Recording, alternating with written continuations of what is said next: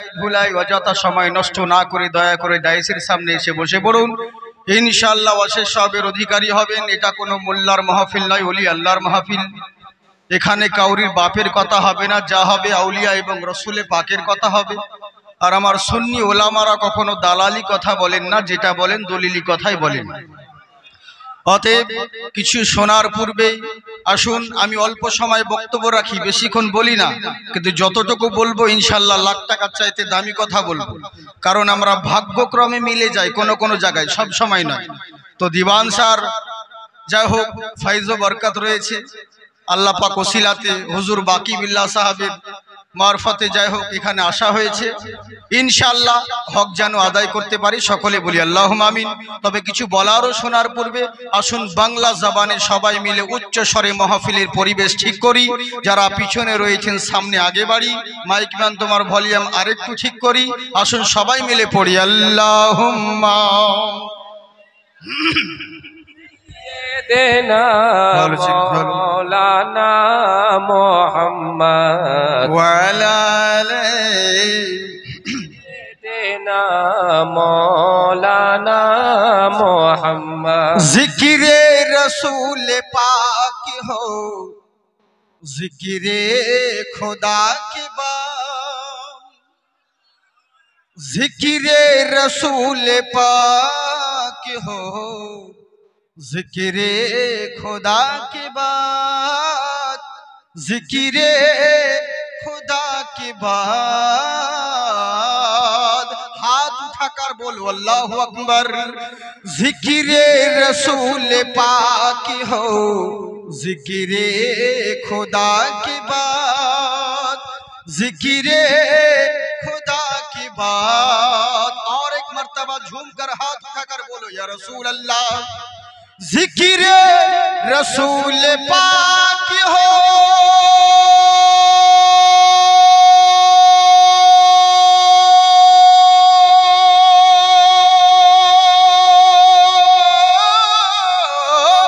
जिक्रे रसूल पाक हो, जिक्रे खुदा के बाद। हो बात अंबिया के, हो बात अंबिया के, मेरे मुस्तफा के बाद, मेरे मुस्तफा के बाद। दुनिया में एहतराम के काबिल है जितने लोग, काबिल है जितने लोग।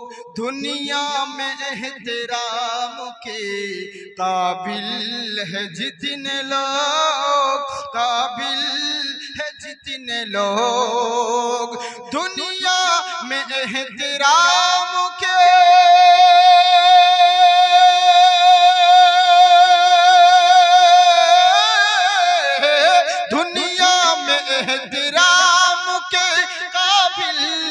जितने लोग, हम सबको मानते हैं, हम सबको मानते हैं, मगर मुस्तफा के बाद, मेरे मुस्तफा के बाद।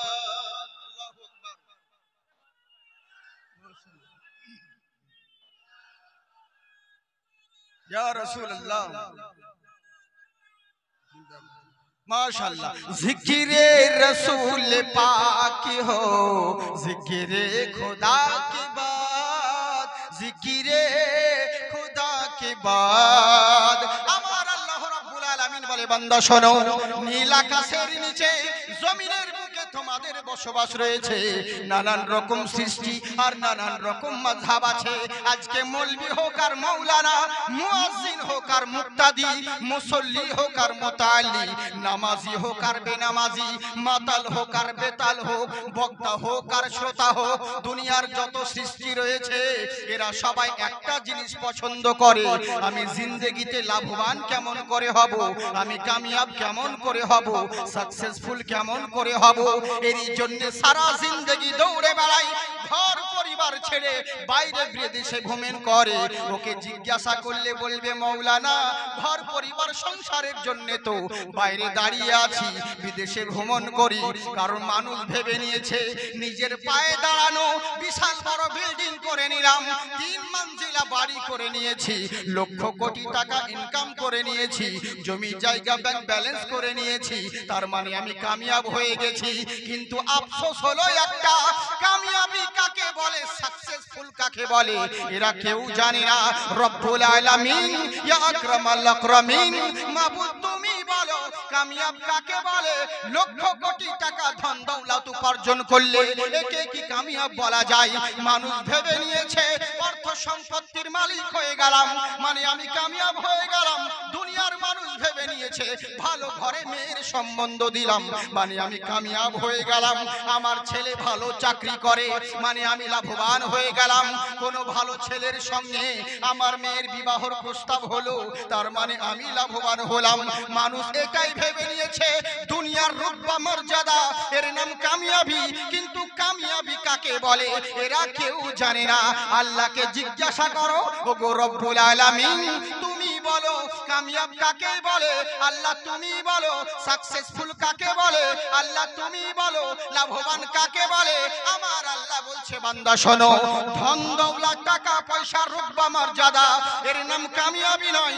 যদি ধন দৌলত টাকা পয়সার নাম কামিয়াবি হতো ওরকম ধন দৌলত তো আমি ফেরাউনকেও দিয়েছি। যদি রুতবা মর্যাদার নাম কামিয়াবি হতো ওরকম রুতবা মর্যাদা আমি নমরুদকেও দিয়েছি। অর্থ সম্পত্তির মালিকের নাম যদি কামিয়াবি হতো অর্থ সম্পত্তি আমি সাদ্দাতকেও দিয়েছি।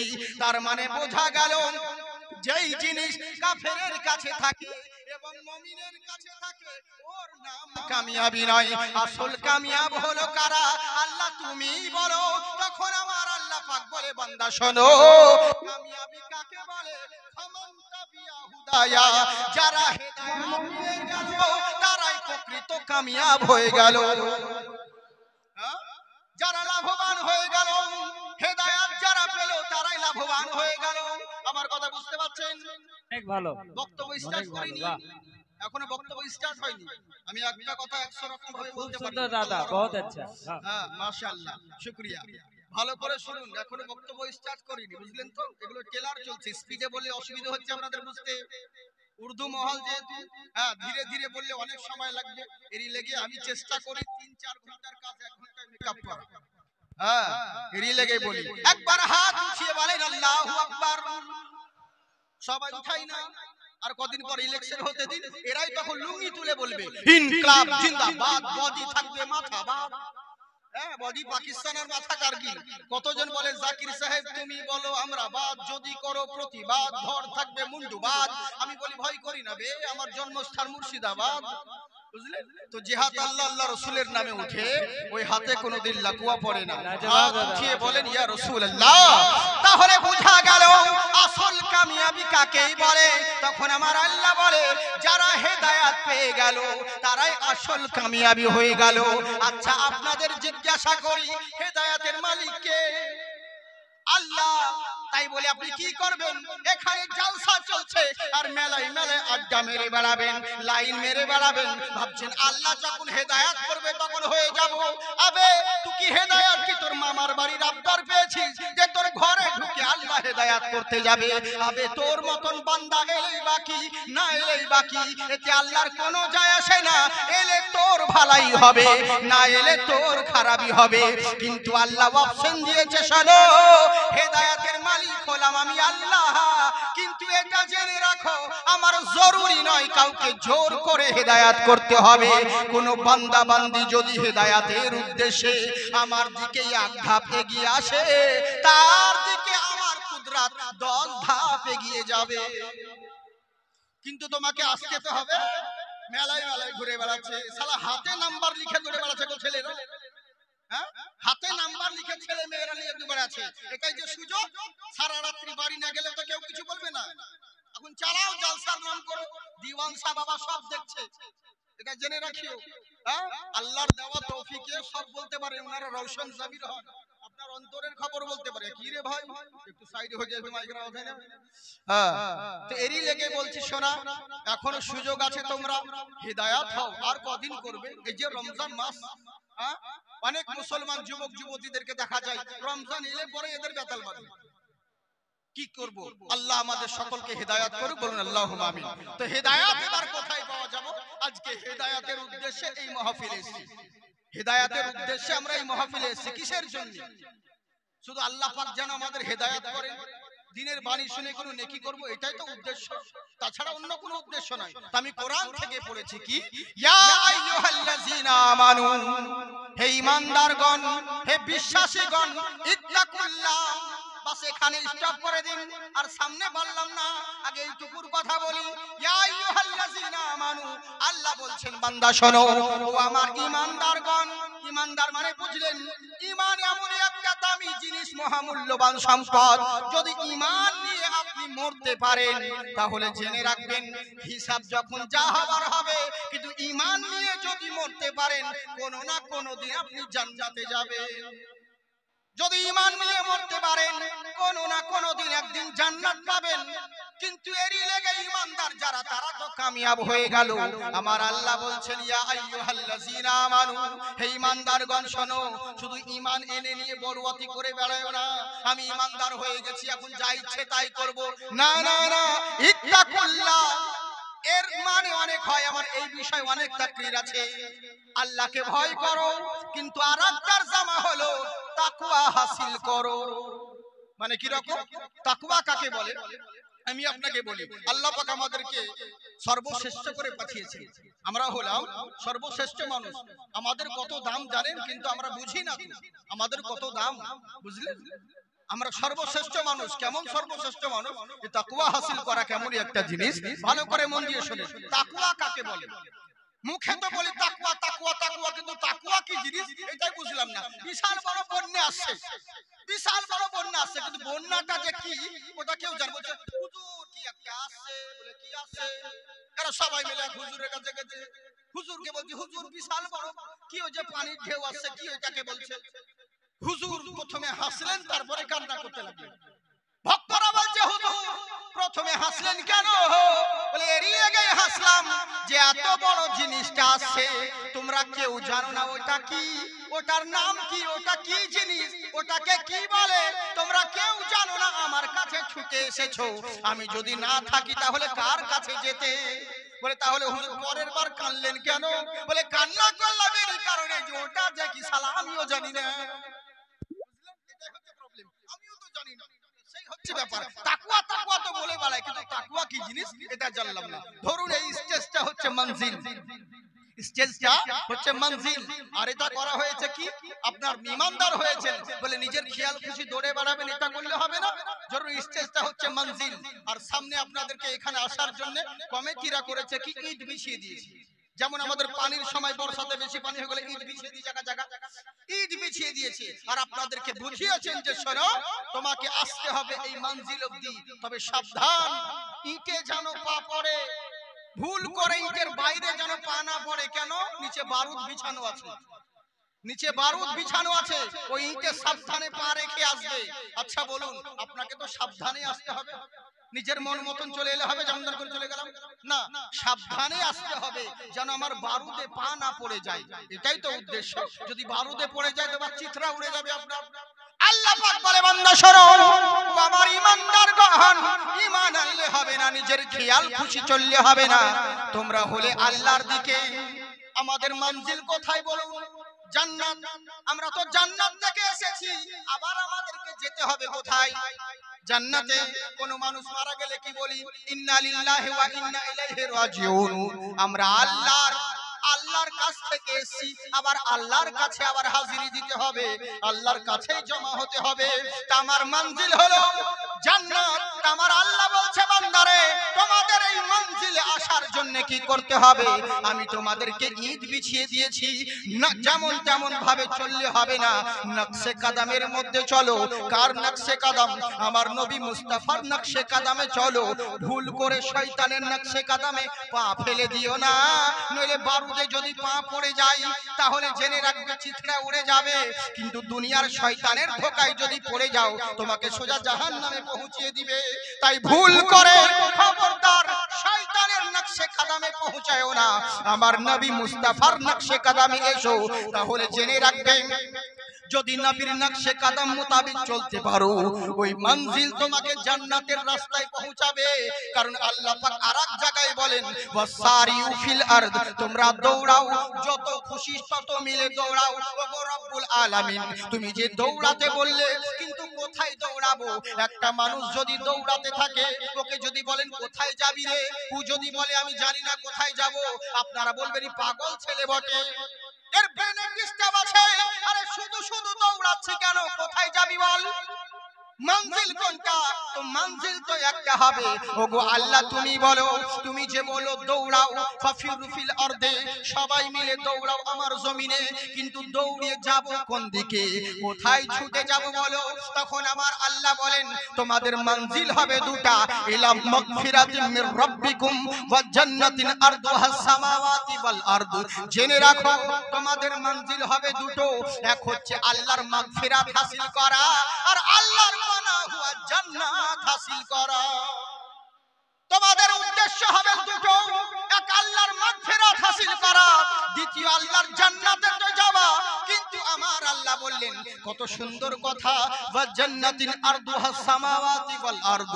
আল্লাহ এখানে বললেন না যে আমার তো কোন জান্নাতের দিকে যাবা, কারণ আমাকে যদি বলি আল্লাহ কি বলছেন, আমি যেই জান্নাত তোমাদের জন্য তৈরি করেছি, যার চওড়াই এত লম্বা, জমিন থেকে আসমান বরাবর যার চওড়াই হবে, এরকম বড় তোমাদের জন্য জান্নাত তৈরি করেছি। আল্লাহকে বলি আল্লাহ এত বড় জান্নাতের কথা কেন বললে? জান্নাতের নিয়ামত বলতে পারতে। আজ যদি বাকি বিল্লাহ হুজুর বলেন জাকির ভাই তুমি থেকে যাও, তোমার জন্য বিশাল বড় ঘরের ব্যবস্থা করেছি, আমি বলবো অত বড় ঘর নিয়ে আমার কি দরকার?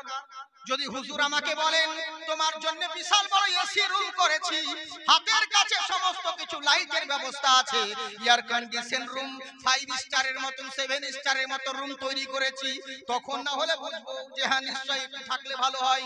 কিন্তু এত বড় জায়গা নিয়ে আমার কি লাভ হবে?